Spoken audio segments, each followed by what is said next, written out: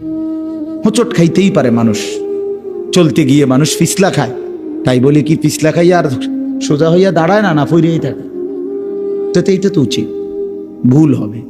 চলার পথে অনেক দিন চোখ নামায় রাখছি, আজ হয়তো নারীর প্রতি নজর পড়ে গেছে, হ্যাঁ ভুল হইতেই পারে। সবসময় সত্য বলার চেষ্টা করি, আজ হয়তো একটা ভুল বলে ফেলছি, মিথ্যা বলে, হতেই পারে, কিন্তু লাগাতার মিশা কথা বুঝছেন নি আমার কথাটা? প্রত্যেকদিন মিশা কথা, প্রতিদিন বুঝি মানুষের সুদ খায়, প্রতিদিন বুঝি ওজনে কম দেয়, প্রতিদিন বুঝি কাস্টমারের ঠকায়। এটা কি মুসলমান? এ কেমন ধরনের পাপী? 30 বছর বুঝি প্রত্যেক দিন টেলিভিশন চলবে আপনার ঘরে, প্রতিদিন আপনার ঘরে নিয়ম মাফিক নাচ গান নর্তকের ছবি চলবে। আপনাদের আখিরাত নাই? আপনার বিবি বাচ্চার আখিরাত নাই? তো এরা মরলে কোথায় যাবে? এদের পরিণতি কি হবে? আর আমি বাবা হিসাবে, অভিভাবক হিসাবে কি দায়িত্ব পালন করলাম? খাট পালং আর সোফা, ফার্নিচার, কাঁচের প্লেট আর নুনের বাটি, এটাই ছিল জিম্মাদারি না? একজন মুসলমানের দায়িত্ব তার স্ত্রী সন্তানের জন্য এই শুধু খাট পালং আর সোফা ফার্নিচার ব্যবস্থা করা, এই তো না? বলেন না বাবা, বলেন তো কি দায়িত্ব ছিল? কোরআন শরীফে আছে, ওয়া'মুর আহলাকা বিস-সালাহ ওয়াসতাবির আলাইহা। আল্লাহ তাআলা বলেন, নবী আপনাকে বলছি, প্রতিটা বান্দাকে ঈমানদার বলে দেন, হে ঈমানদার, তোমরা প্রত্যেকেই নিজ নিজ পরিবারের সদস্যদেরকে নামাজের আদেশ করো। এই যে জিম্মাদারি, আপনার দায়িত্ব কি আল্লাহ বলছে, ওয়াসতাবির আলাইহা, এবং তুমি নিজেও নামাজের উপরে মজবুত থাকো। তো বাত্তারকারী আল্লাহ বলে, লা নাসআলুকা রিজকা, তোমাদেরকে রিজিক দেওয়ার জন্য আমি তোমাদের কারো সাহায্য আমার লাগবে না। নাহনু নারযুকুকা, আমি একাই সকলকে রিজিক দেব। কি সুন্দর কথা! মালিক বিষয়টা আমি দেখব, ভাতের ফিকির আমি করব, রিজিকের ফিকির আমি করব, তুমি সেজদার ফিকির করো, স্ত্রী সন্তানের ইবাদতের ফিকির তুমি করো, ওদের ভাত তরকারির ফিকির আমি করব। ওমা কুন্না আনিল খালকি গাফিলিন, আল্লাহ বলে, বান্দা আমি আমার একটা সৃষ্টির ব্যাপারে 1 সেকেন্ডের জন্য গাফিল নই। সাতবক জমিনের নিচে যেই পিঁপড়া হাঁটে, 7 আসমানের উপরে যেই ফেরেশতা হাঁটে, আমি দুইটাকেই সমান নজরে দেখি, একই মুহূর্তে দেখি, একই মুহূর্তে দেখি। হিমালয়ের চূড়ায় আমি যখন আমার সৃষ্টি মাখলুকের রিজিক পৌঁছাই, আটলান্টিক মহাসাগরের গভীরেও তখনই রিজিক পৌঁছাই। আমি আল্লাহ, তুমি আমার কি মনে করছো? ওয়া ইম মিন শাইইন ইল্লা ইনদানা খাযাইনুহু, আল্লাহ বলেন আমার কাছে কোনো কিছুই স্টক সীমিত নয়, বড় খাজাইন, সমস্ত কিছু আমার কাছে ভান্ডারে ভান্ডারে ভান্ডারে ভান্ডারে ভান্ডারে ভান্ডারে। তুমি মনে করছো নাকি তাড়াতাড়ি আইয়ে সিরিয়ালে দাঁড়ানোলে শেষ? হেগো না না, ওমা নুনাজ্জিলুহু ইল্লা বিকদারিন মালুম, আল্লাহ বলেন আছে তো আমার কাছে ভান্ডারে ভান্ডারে, কিন্তু আমি নাজিল করি পরিমাণ মতো করে, একসাথে সব না, পরিমাণ করে। বোঝেন নাই?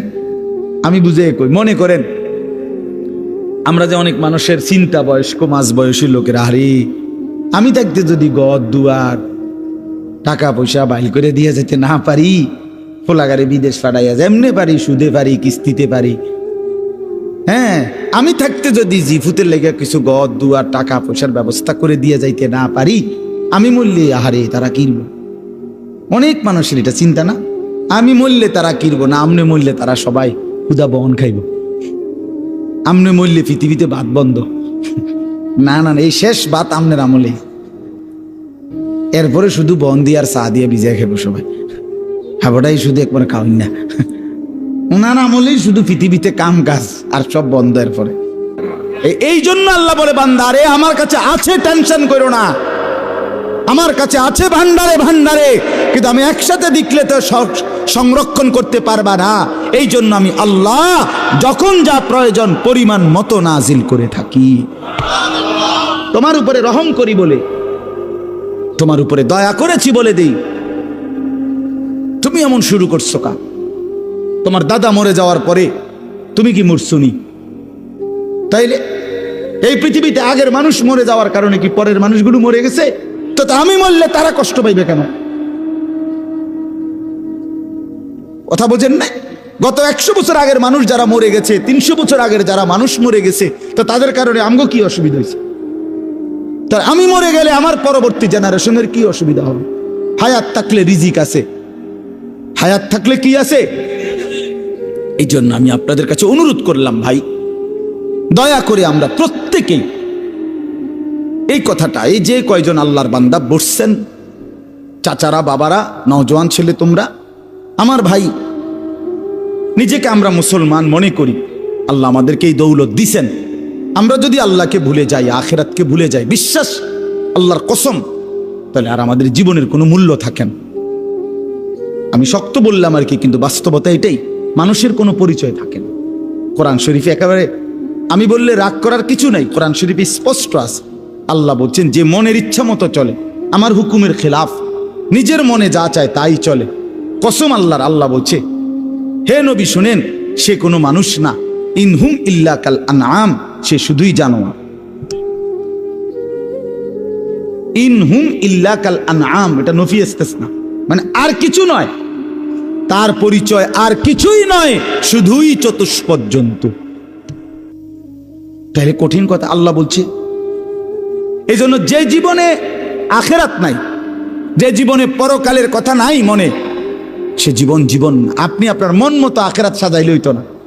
একবার না, শত শতবার আল্লাহ বলছে, বান্দা ভুলে যেও না, ভুলে যেও না, ভুলে যেও না, এই হাসি, এই কান্না, এখানকার সুখ, এখানকার বাড়ি, এখানকার সম্পদ, এখানকার ছেলে মেয়ের উপার্জন, এটা মিলাইয়া তৃপ্ত হইয়া যাইও না যে আমার পরিকল্পনা শেষ, আমার টার্গেট শেষ, আমার দুনিয়ায় আগমনের উদ্দেশ্য শেষ। না বান্দা, তোমাকে সামনে যেতে হবে, কবরে, আখেরাতে, হাসরে, ফুলসিরাত পার হইতে হবে। তার জন্য সামানা কোথায়, তার জন্য তোমার পাথেও কোথায়, সেটা মিলাও, সেটা মিলাও, সেটা দেখো। আফসুসের ব্যাপার, আজকে আমার দেশ, আমার সমাজের মানুষ, বয়স্ক 60 বছরের, 70 বছরের মুরব্বীরা, অনেকের জীবন তৃপ্ত, অনেকের জীবন সন্তুষ্ট হয়ে গেছে এই কথার উপরে যে 3টা ছেলে ছিল, 3 জনেরই বিদেশ পাঠিয়ে দিছি, 4টা মেয়ে ছিল, 4টা মেয়েই বিয়ে দিয়ে ফেলছি, একটা বিল্ডিং করছি, শহরে জায়গা কিনছি, ব্যাংকে টাকা জমাইছি, ব্যবহারের একটা গাড়ি আছে, খালাস, দুনিয়ায় আসার উদ্দেশ্য কামিয়াব, দুনিয়ায় টার্গেট ফিল আপ, আর কোনো কাজ না। যে জন্য আসছে উদ্দেশ্য হাসিল হয়ে গেছে, এটাই দুনিয়ায় আসার উদ্দেশ্য, ঠিক না? কথা বলেন না কেন? 3 ছেলে বিদেশ পাঠানো, 4 মেয়ে বিয়ে দেওয়া, একটা বাড়িতে বিল্ডিং করা, অত্যাধুনিক টাইলস ব্যবহার করা, এখন আপনি সুখে খান, এখন ফ্যান চলে, এখন এসি চলে, এখন আপনার ছেলে মেয়ে টাকা পাঠায়, আর আপনি আরামসে ভাত মাছ চাল ডাল খাইতেছেন, আর গপসপ গল্প গুজব করতেছেন, টেলিভিশনে নাচ গান দেখতেছেন, খালাস জিন্দিগি না? আহ, হায় মুসলমান, এই তো তৃপ্তি। বুড়ো মানুষের চা দোকানের আড্ডা দেখলে, বয়স্ক মানুষের চা দোকানের আড্ডা দেখলে বুঝাই যায় উনি তৃপ্ত, ওনার মূলত কোনো টেনশন নেই, কোনো টেনশন নেই। চা দোকানে বসে বসে গপ মারে, সিগারেটের পর বিড়ি খায়, টেলিভিশনের নাচ গান দেখে, আরামসে আরামসে বসে আছে। তার মানে মরবে, পরকাল আছে, এই ভাবনাই নাই, এই ভাবনাই। আল্লাহ আমাদেরকে বুঝ দান করেন, আল্লাহ আমাদের কলিজার মধ্যে ফিকির দান করেন। আখিরাতের ফিকির ছাড়া জিন্দেগির কোনো মূল্য নাই, আল্লাহ এটাই বলছে। এখন কি আল্লাহর নবী সাল্লাল্লাহু আলাইহি সাল্লাম ঘুম থেকে উঠে উম্মতকে শিখাইছে, উম্মত একবার ঘুমাইছিলা, মরেই গেছিলা, আবার যখন ঘুম থেকে চোখ মেললা, পৃথিবীর আলো বাতাস আবার দেখলা, আল্লাহকে জানায় দাও, আলহামদুলিল্লাহিল্লাযী আহইয়ানা বাদা মা আমাতানা। মাওলা, আপনার শুকর মাওলা, আমি তো মরেই গেছিলাম, আপনি আবার হায়াত দিয়ে আমাকে বাঁচিয়ে দিলেন। তবে আমি জানি মাওলা, এই মরা আর বাঁচার খেলায় একদিন ঠিকই ওয়া ইলাইহিন নুশুর, আপনার কাছে ফিরে যেতে হবে, ফিরে যেতে হবে। প্রতিদিন চোখ বন্ধ হয়, আবার চোখ আপনি মেলে দেন। মাওলা, আমি জানি তবে এটাও জানি একদিন ঠিকই শুধু বন্ধ করবেন আর খুলবেন না, আপনার কাছেই নিয়ে যাবেন। ইলাইহিন নুশুর। প্রত্যেক ঘুম থেকে জেগে আল্লাহর নবী আল্লাহর কাছে ফিরে যাওয়ার কথা আল্লাহর কাছে নতুন করে মনে করাইতেন, নবায়ন করে নিতেন, নবায়ন করে নিতেন। তাহলে আমাদের প্রতিদিন ফিকির করা উচিত, মাওলা আপনার কাছে ফিরতে হবে, আল্লাহর কাছে ফিরতে হবে। অতএব এই কথাটা আল্লাহ তাআলা মনে করাই দিছেন, আমার দুনিয়া ভোগ করো, আমার জমিন ব্যবহার করো, আমার দেওয়া রিজিক উপভোগ করো। আমি দিয়েছি স্ত্রী, আমি দিয়েছি ছেলে, আমি দিয়েছি মেয়ে, আমি দিয়েছি আলো বাতাস রোদ বৃষ্টি, আসমান জমিন চন্দ্র সূর্য গ্রহ নক্ষত্র, ক্ষেত ফসল ফল ফসল আল্লাহরই দেওয়া। আল্লাহ বলে সবটা নেও বান্দা, শুধু মনে রাখো আবার আসতে হবে, আমার কাছে ফিরতে হবে, আমার কাছে ফিরতে হবে। এটা যদি ভাবি, কলিজার মধ্যে রাখি, তাইলে আর গুনাহ হবে না, আর হারাম হবে না, আর নাফরমানি হবে না। কারণ আমাকে যে যেতে হবে, আমাকে যে হিসাব দিতে হবে, আল্লাহর কাছে যেতে হবে। বলেন হিসাব দিতে হবে কিনা? বলেন, বলেন না সবাই দিতে হবে কিনা? বলেন আল্লাহর কাছে যেতে হবে কিনা? বলেন না। একটা একটা হিসাব দিতে হবে, একটা একটা। ওয়াকুল্লুহুম আতিহি ইয়াউমাল কিয়ামাতি ফারদান। আল্লাহ বলছেন কোরআনে, কিয়ামতের দিন তোমাদের প্রত্যেককে আসতে হবে একজন একজন করে, একজন একজন, একজন একজন করে বাপ, একজন একজন আল্লাহর সামনে দাঁড়াইতে হবে। ইন্নাল্লাহা সাইয়ুকাল্লিমু, নবী বলছে নিশ্চয়ই আল্লাহ প্রত্যেকের সাথে পৃথক পৃথক কথা বলবেন, একজন একজন করে কথা বলবেন। আল্লাহ তাআলা কথা বলবেন, আল্লাহর কাছে দাঁড়াইতে হবে, আল্লাহ তাআলার মুখোমুখি হইতে হবে। রব্বুল আলামিন বলছেন আহসাহুল্লাহ ওয়া নাসুহু, তুমি ভুলে গেছো জিন্দেগি, আমি গুনে গুনে রাখছি, গুনে গুনে। ওয়া কাফা বিযুনুবি ইবাদি খাবীরাম বাসীরা, বান্দা তোমার প্রত্যেকটা গুনার হিসাব রাখার জন্য আমি একাই যথেষ্ট। আমি পাই পাই হিসাব রাখছি, রাত কিংবা দিন, সকাল কিংবা দুপুর, আলো কিংবা অন্ধকার, একাকী কিংবা প্রকাশ্য, আমি সারাক্ষণ ছিলাম, আমি ছিলাম, আমি দেখছি, আমি দেখছি, আমি খবর রাখছি, আমি খবীর, আমি বসির, আমি আলিম, আমি সামিআ। আস্তে যা বলেছ তাও শুনেছি, জোরে যা বলেছ তাও শুনেছি, চোখের বাঁকা চাহনিতে যা দেখছো তাও আমি জানি, অন্তরের ভিতরে যা গোপন রাখছো আমি তাও জানি, পাতা পড়লেও আমি জানি, তোমার নিঃশ্বাস পড়লেও আমি জানি। সাতবক জমিনের নিচে যেই পিঁপড়া হাঁটে আমি তাকেও দেখি, সাত আসমানের উপরে যে ফেরেশতা হাঁটে আমি তাকেও দেখি। আমার থেকে তুমি আড়াল করবে কিভাবে? আল্লাহর থেকে আড়াল করবেন কিভাবে বাপ? অতএব দয়া করে আজ রাত গভীরে আপনাদের কাছে এটাই আবেদন, আখিরাতের ভাবনা পাবেন, গুনাহ ছেড়ে দেন, হারাম ছেড়ে দেন, হারাম ছেড়ে দেন বাপ। দুনিয়া কাফেররা নিয়ে নেক রে বাপ, দুনিয়া কাফেররা নিয়ে নেক। ইহুদিদেরকে দুনিয়া দিয়ে দেন, খ্রিস্টানদেরকে দুনিয়া দিয়ে দেন, হিন্দুদেরকে দুনিয়া দিয়ে দেন, বৌদ্ধদেরকে দুনিয়া দিয়ে দেন, নাস্তিকদেরকে দুনিয়া দিয়ে দেন, মুরতাদদেরকে দুনিয়া দিয়ে দেন। ইমানদার আপনি জান্নাত থেকে নিয়ে নেন, আখিরাত থেকে নেন। হযরতে ওমর রাদিয়াল্লাহু তাআলা আনহু একদিন নবীজির ঘরে ঢুকে দেখছে একটা চাটাইয়ের মধ্যে আল্লাহর নবী সাল্লাল্লাহু আলাইহি সাল্লাম শুয়ে আছে, শুধু চাটাইয়ের উপরে। ওয়াকাদ আসরা ফি জামবি, চাটাইয়ের দাগ, আল্লাহর নবীর দেহ মুবারকের মধ্যে দাগ পড়ে গেছে।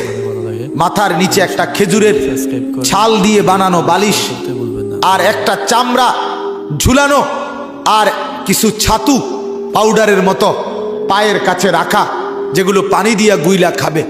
হযরত ওমর ঘরের মধ্যে চারটা জিনিস দেখছে, একটা চাটাই, একটা খেজুরের ছালের বালিশ, একটা চামড়া, আরেকটা ছাতু অল্প কিছু খাবারের জন্য। হযরত ওমর অজরে চোখের পানি ফেলে কাঁদতে শুরু করছে। আল্লাহর নবী বললেন, মা ইয়াবকিকা ইয়া ওমর, ওমর কে তোমারে কাঁদালো, কাঁদতেছো কেন? হযরত ওমর বললেন, ইয়া রাসূলুল্লাহ লিমা লা আবকি, আমি কাঁদবো না কেন? আপনার এই দৃশ্য দেখে না কেঁদে থাকি কেমনে, না কেঁদে থাকবো কেমনে? রোমের বাদশাহ, পারস্যের বাদশারা রেশমের কাপড় পরে, স্বর্ণ রৌপ্যের গালিচার মধ্যে বিছানায় শোয়, আর আপনি শ্রেষ্ঠ রাসূল, সাইয়্যিদুর রাসূল, মুসাদ্দিকুর রাসূল, নবিয়ুল আম্বিয়া, নবিয়ে দু জাহাঁ, নবী দো শাহ, নবী দো আলম, ফখরে মৌজুদাত, কায়নাতের সরদার আপনি। আপনার এই হালাত দেখে আমি কাঁদবো না কেন? আল্লাহর নবী হাদিসের মধ্যে আছে, আল্লাহর নবী বললেন, ওমর, আমা তারদা আন তাকুনা লানাল আখিরাহ ওয়ালা হুমুদ দুনিয়া। ওমর, তুমি কি এতে খুশি হবা না আমরা আখিরাত থেকে নেব, ওরা দুনিয়া থেকে নেক? ওরা দুনিয়া নিয়ে নেক, আমরা আখিরাত থেকে নেব। হযরত ওমর চোখের পানি মুছে বললেন, ইয়া রাসূলুল্লাহ, আমি রাজি, আমরা আখিরাত থেকেই নেব, ওরা দুনিয়া দিয়ে দিলাম। ওয়ালাউলা আন ইয়াকুনা আন-নাসু উম্মাতান ওয়াহিদা লাজআলনা লিমান ইয়াকফুরু বির-রাহমান সুকুফাম মিন ফিদ্দা। আজীব আয়াত কোরআনের এটা। আল্লাহ বলে, শোনো বান্দা, ওই বান্দার শোনো, আমি না চাইছিলাম কাফের বেঈমানকে ঘর বাড়িগুলো শুদ্ধা স্বর্ণ রৌপ্য দিয়ে দুনিয়ার ঘর বাঁধাই করে দেই, দুনিয়া তারে দিয়ে দেই পুরাটা, তোমারে জান্নাত পুরাটা দিয়ে দেব। ইমাম ইবনু রজব হাম্বলি রহমতুল্লাহ আলাই তার কিতাবের মধ্যে লিখছেন, প্রতিটা দিন, খেয়াল করে শুনেন, প্রত্যেকটা দিন দুনিয়াবাসীকে ডেকে বলে, হে দুনিয়াবাসী, আমি শুধু আজকের জন্যই, একবারের জন্যই পৃথিবীতে এসেছি, কিয়ামত পর্যন্ত আর আসবো না। হে দুনিয়াবাসী, আমারে নষ্ট করো না, বরবাদ করো না, আমারে কাজে লাগাও। এরপরে তাফসিরে আমরা পড়ছি, সন্ধ্যা যখন হয়, সন্ধ্যা মানে মাগরিবের ওয়াক্তে দিন শেষ হয়ে যায় না, কথা বলেন না, সূর্য যখন ডুবে যায় তখন রাত শুরু হয়, ঠিক কি না বলেন? এই সন্ধ্যার আগে আগে দুনিয়াকে আবারও এই দিনটা, আজকের দিনটা, এটা আবার চিৎকার করে পৃথিবীবাসীকে বলে যে, হে দুনিয়াবাসী, আমি তো শেষ হয়ে যাচ্ছি, একটু নেক আমল করে আমার একটু কাজে লাগাও না। ফজর গেল, জোহর গেল, আসর চলে গেল, একটা সেজদাও দিলা না, আমি বুঝি এমনিই তোমার জীবন থেকে বিফলে হারিয়ে যাবে, আমি বুঝি এমনি এমনি হারায় যাবে। আহা কি করলো, আহা কি করলো। এভাবে প্রতিটা রাত পৃথিবীবাসীকে ডেকে বলে, হে দুনিয়াবাসী, আমি একবারের জন্যই এসেছি, আর আসবো না কোনদিন, তোমরা আমারে নষ্ট করো না, কাজে লাগাও। ফজর হওয়ার আগে, সুবহে সাদিকের আগে আগে রাত্রটা আবার ডেকে বলে, আহা দুনিয়াবাসী, আমি তো চলে যাচ্ছি, শেষ হয়ে যাচ্ছি, আমারে কি কাজে লাগাইবা না? সেজদা তাইলে দিবা না? আমার মনিবের জন্য একটা গোলামি করবা না?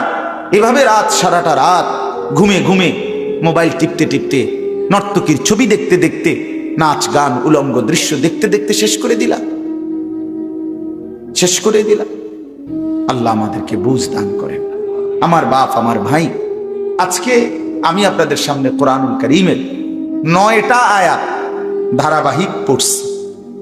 এই 9 আয়াতের প্রথম কথা, প্রথম বক্তব্য, আমাদের হায়াতের গুরুত্ব দেওয়া। আমরা যেন সময়কে গুরুত্ব দিই, আমরা যেন হায়াতকে গুরুত্ব দিই। কেন?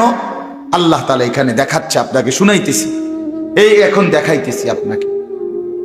আল্লাহ তাআলা বলেন, প্রত্যেকটা নাফরমান, পাপী, অবাধ্য, জালেম, নাফরমান, যুবক কিংবা বৃদ্ধ, মা কিংবা বোন, নারী কিংবা পুরুষ, যখন মৃত্যুর মুখোমুখি হবে, মালাকুল মউত আজরাইল আসবে, তে এখানে আছে প্রত্যেকটা মানুষ তার দুনিয়ার হায়াত, এই দুনিয়ার সময়টা আরেকবার কিছুটা সময় আল্লাহ তাআলার কাছে ভিক্ষা চায়, ভিক্ষা চাই। আল্লাহ, আমি বুঝি নাই মাওলা, আমি বুঝি নাই, মালাকুল মউত আজরাইল রে, একটু ফেরত দেন, আমারে আর কয়টা দিন দুনিয়ায় থাকতে দেন। এই মালাকুল মউতকে দেখে বলি, যুবক ভাই, ফিকির করে দেখো বাপ, কি করছো সারাদিন? এটা কি কোনো জিন্দিগি হইল? শুধুই চুলের ফ্যাশন, শুধুই প্যান্ট বদলানো, শার্ট বদলানো, শুধুই দিন নাই রাত নাই, দুই